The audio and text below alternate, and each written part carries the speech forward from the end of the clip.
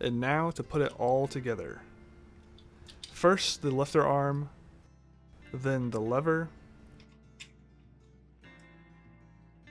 then the lever screw,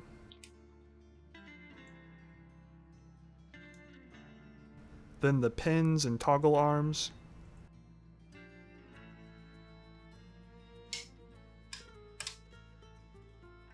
then to back the lever screw out just a little bit to add the plates.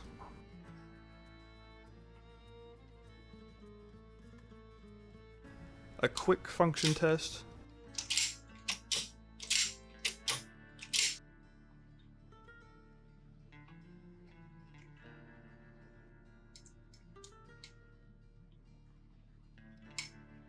And now to tighten everything back down.